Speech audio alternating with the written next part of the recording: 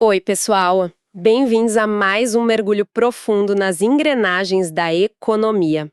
Hoje, a nossa missão é destrinchar com muitos dados, edição 2024-2025, as entranhas de um verdadeiro gigante global. É, um gigante que literalmente move montanhas, né? A nossa economia mineral brasileira. Exato. E olha, a pilha de fontes que a gente cruzou para nossa análise de hoje está bem densa. Muito densa. Nós reunimos dados oficiais da Agência Nacional de Mineração, números do IBGE, cruzamos com relatórios globais do Serviço Geológico dos Estados Unidos. Sem contar os dados do setor privado pelo IBRAM e também análises de ONGs focadas em sustentabilidade. Porque, bom, a gente precisa olhar para todos os lados dessa história. Com certeza. O impacto disso tudo no PIB, as questões ambientais, as vantagens para o futuro. Tá tudo na mesa. E para começar, tem um fato que me deixou bem chocada logo de cara. Um dado surpreendente sobre o ano de 2024. Ah, os números do faturamento, imagina. Sim, em 2024, o faturamento da mineração no Brasil bateu a marca colossal de 270,8 bilhões de reais. Caramba! Pois é, foi um crescimento de mais de 9%.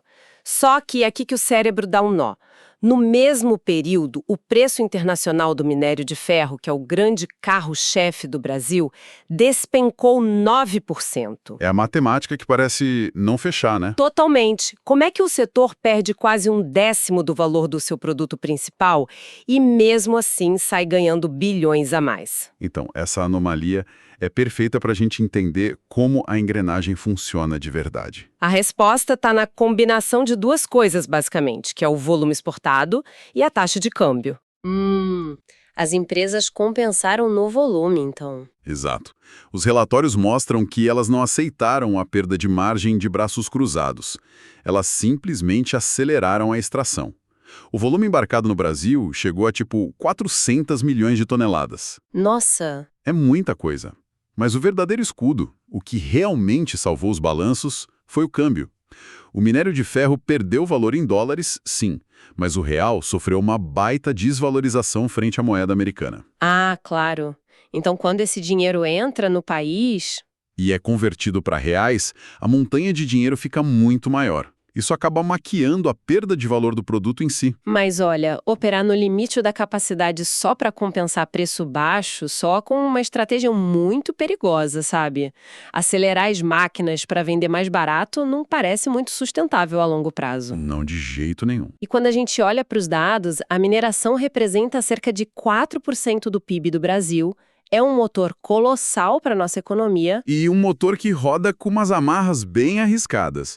O risco estrutural que a gente tem aí é gigantesco, porque o setor é hiperconcentrado. É quase tudo minério de ferro, né? Praticamente. O minério de ferro sozinho responde por quase 60% de todo o valor da produção mineral do país. E se a gente olhar para a exportação, bate 69% de tudo que o setor manda lá para fora. É muito louco pensar que o Brasil é o segundo maior produtor global, extraindo mais 460 milhões de toneladas por ano. Isso me lembra muito uma analogia. Qual? É tipo um time de basquete onde um único jogador faz 60% de todos os pontos do time na temporada. Boa analogia. É maravilhoso enquanto ele está jogando bem, mas... Mas e se ele machucar o joelho? Ou se a torcida, de repente, parar de assistir aos jogos? O time inteiro afunda. E o detalhe mais assustador dessa história é que a gente sabe exatamente quem é essa torcida. O risco tem endereço e CEP, o mercado interno da China. Pois é, os dados sobre a dependência chinesa são absurdos. Sim, a China absorve simplesmente 65% de todo o minério de ferro que o Brasil exporta. Caramba! É uma vulnerabilidade brutal. Isso acaba com qualquer diversificação. Se o apetite do mercado chinês cai, o Brasil sofre um impacto imediatamente. Tipo o que aconteceu com as construtoras por lá? Exato, o caso da Evergrande, por exemplo. Se uma gigante do mercado imobiliário chinês colapsa, ou se o governo de Pequim decide frear a infraestrutura, o choque viaja o oceano e bate aqui no Brasil em questão de semanas. E bate com força, né? Porque a conexão entre uma obra parada lá em Xangai e um posto de saúde no interior do Pará é muito mais direta do que as pessoas imaginam. Tudo por causa da CFEM. Exatamente. A compensação financeira pela exploração mineral, que é basicamente o royalty pago aos municípios. Só em 2024, a CFM rendeu mais de 7 bilhões e 400 milhões de reais. Um caminhão de dinheiro. E a regra diz que grande parte disso, cerca de 60%, vai direto para os cofres dos municípios produtores. Cidades como Parauapebas e Canaã dos Carajás. Elas acabam montando o orçamento da cidade inteira contando com essa injeção de dinheiro. O que cria um fenômeno muito perigoso, que é a cidade dependente de commodity. Quando o preço internacional está nas alturas, essas prefeituras arrecadam mais que muita capital grande por aí. É asfalto novo para todo lado, construção gigantesca. Mas quando o ciclo de baixa chega, e ele sempre chega, a queda na arrecadação é muito brusca. A cidade não consegue nem pagar o salário dos professores contratados na época das vacas gordas. Ficam reféns, sabe? Um ciclo de explosão e ruína. E não é só no interior do país, não. No mercado financeiro brasileiro, isso se reflete totalmente. O Ibovespa acaba sendo quase refém dessa dinâmica. Com certeza. Empresas como a Vale e a CSN Mineração têm um peso enorme no índice da nossa bolsa. Se o preço do minério de ferro espirra na Ásia, a bolsa brasileira pega pneumonia no dia seguinte. Sem tirar nem pôr. Só que, bom, movimentar bilhões de toneladas de terra não muda só a planilha financeira, né? De jeito nenhum. Muda rios, destrói ecossistemas e, tragicamente, afeta vidas humanas. A gente tem que analisar o custo real disso tudo. Os riscos operacionais não podem ficar fora do debate. E aqui a gente entra na parte mais densa e séria dos relatórios de hoje. As maiores cicatrizes recentes da nossa história. Mariane Brumadinho. Isso. A engenharia financeira focada em lucro acabou escondendo escolhas de engenharia civil que eram pura e simplesmente para cortar custos. O que aconteceu em Mariane em 2015, com 19 mortes, e em Brumadinho em 2019, com 272 vidas perdidas, e indenizações que já chegam na casa dos 37 bilhões de reais. E os dados deixam claro que não foram desastres naturais, sabe? Não foi imprevisível.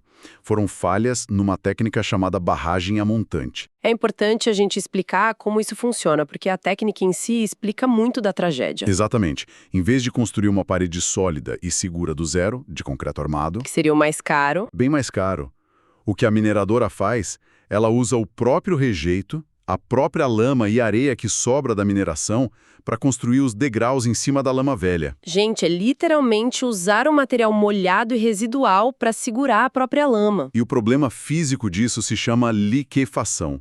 Quando junta água demais nesse empilhamento ou rola alguma vibração, aquele material que parecia sólido perde a firmeza na hora. Ele vira um líquido super pesado. De uma vez só. Num piscar de olhos, a barragem derrete.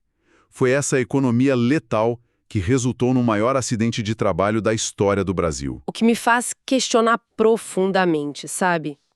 Como que conselhos de empresas de capital aberto, com todas aquelas auditorias chiques, assinam relatórios dizendo que essas estruturas são estáveis? Pois é. E a resposta regulatória só veio depois de muito sangue derramado. A Lei 14.066 de 2020 mudou a regra do jogo. Finalmente proibiram essas barragens a montante. Proibição total. E ali agora obriga a descaracterização, que é desmontar essas estruturas de forma controlada. Sem falar que as multas ambientais pularam de valores baixos para até R$ 1 bilhão por infração. Mas aí, olhando para os dados do IBAMA e dos relatórios sustentáveis, surge um contraste absurdo. A gente tem, de um lado, empresas gigantes lutando para desmontar barragens super reguladas. E do outro lado, A crise do garimpo ilegal. Uma verdadeira mineração sombra operando longe dos conselhos corporativos e enchendo o noticiário. sim, as duas minerações do Brasil. E o relatório detalha o garimpo nas terras indígenas. Mas teve um esforço forte do governo recentemente, né? Os números mostram que a intervenção federal na terra indígena Yanomami de 2022 para 2024 derrubou em 92% as novas áreas de garimpo. É uma vitória pontual enorme. Sufu para a logística, cortar o combustível e os aviões dá resultado. Mas o crime é flexível. Como assim? Os analistas chamam de efeito balão. Você aperta muito de um lado, o ar não some, ele só vai para o outro lado do balão. Ah, entendi. E os dados provam isso. No mesmo período, a terra indígena Sararé, no Mato Grosso, teve uma expansão de 93% no garimpo. O maquinário pesado e a infraestrutura toda só mudaram de estado. Mas como que esse ouro extraído ilegalmente, muitas vezes sujo de mercúrio da Amazônia, consegue virar um ativo financeiro formal? Porque ninguém exporta a pepita suja de barro direto para a Suíça, né? Existe uma brecha legal gigantesca aí. Uma fraude em cima da PLG, a permissão de lavra garimpeira. Explica melhor essa fraude. Funciona assim. O crime pega áreas de lavra que são legais, mas que muitas vezes nem produzem mais nada. E aí eles declaram no papel que o ouro ilegal que saiu de terra indígena, na verdade saiu daquela área legalizada. Como uma lavagem de dinheiro, mas com o minério. Lavagem de ouro, exatamente. E até outro dia, o sistema funcionava na base da boa-fé. As distribuidoras que compravam ouro não precisavam provar a origem real. A palavra do vendedor bastava. Nossa, um absurdo, mas o STF derrubou isso, né? Derrubou a presunção da boa-fé, o que é um baita avanço. Mas fiscalizar no chão, garantir rastreabilidade física no meio da floresta, o desafio continua monumental. Principalmente com o passivo do mercúrio contaminando tudo. Bom, a gente tem um cenário estressante, então. Dependência total da China, riscos de barragens bilionárias, garimpos sombra na Amazônia. A pergunta que os relatórios tentam responder agora é: qual é a rota de fuga? O futuro verde não tem jeito. Exato, para onde o Brasil tem que olhar? Os dados são muito claros sobre os minerais críticos para a transição energética, né? Sim. A economia global está trocando o aço e o petróleo por silício e lítio. E nisso, o Brasil está com um verdadeiro royal flush na mão, geologicamente falando. Total, os números são absurdos. O Brasil é o primeiro do mundo em reservas de nióbio. A gente concentra, tipo, 94% das reservas mundiais. Tudo via CBMM, ali em Araxá. E tem mais, a gente tem 23% das reservas globais de terras raras. É a segunda maior do planeta, além de níquel e grafita. Mas o que mais brilhou nos relatórios recentes foi o lítio. O boom no estado de Minas Gerais. Nossa, o Vale do Jequitinhonha decolou de uma forma. O Brasil pulou do quase zero para o quinto maior exportador mundial de lítio em menos de 2 anos. Foi muito rápido. É o ouro branco do momento. Mas lendo os dados de exportação, um padrão antigo e perigoso me saltou aos olhos. Adivinha o destino. Pois é, 91% desse lítio vai direto para a China. Então a gente tem que se questionar.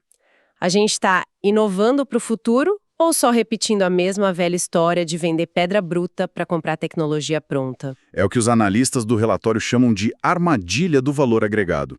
E os valores escancaram isso. Hoje, o Brasil exporta o lítio bruto, o tal do espodumênio. Que é tipo a rocha moída, né? Isso. 1 tonelada disso sai por cerca de $800. Até parece um bom negócio para uma região que antes não faturava com isso. Mas a grande grana está no refino. Na versão refinada para bateria. Exatamente. O hidróxido de lítio de grau bateria ultrapassa os $8.000 por tonelada. Caramba, de 800 para 8.000. A China compra a nossa pedra por 800, usa a tecnologia que eles dominam, refina e abocanha toda a margem da diferença. A gente está perdendo a chance de liderar as etapas mais lucrativas dos carros elétricos. E construir essa infraestrutura de refino não acontece da noite para o dia. Exige muito capital e inovação. Sintetizando tudo o que a gente viu hoje, a mineração dita os rumos econômicos do país. Ela garante os saldos positivos multibilionários da nossa balança comercial. Mas cobra o seu preço. E como cobra?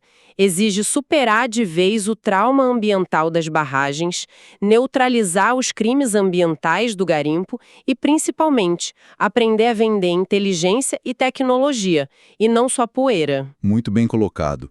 E olha, antes da gente encerrar, preciso fazer um aviso muito importante. É fundamental ressaltar que todo o material debatido na nossa análise de hoje reflete projeções e informações abertas de fontes públicas, governamentais e de mercado, em nenhum viés ideológico. Em nenhuma hipótese, as informações discutidas aqui constituem recomendação de investimento ou aconselhamento financeiro. E lembrem-se sempre de que desempenhos ou preços passados nunca são garantia de desempenhos futuros. Recado super importante e muito bem dado. E para quem escuta a gente, eu deixo uma última reflexão. Com mais de 1/5 das terras raras do mundo e o monopólio quase total do nióbio, o Brasil tem hoje o poder nas mãos para ditar o ritmo da descarbonização global. A faca e o queijo na mão. A questão é, será que o país vai finalmente assumir o papel de arquiteto desse novo mundo verde? Ou vai continuar sendo só a grande pedreira do planeta? É a grande dúvida da nossa geração. Tchau, pessoal! Até a próxima.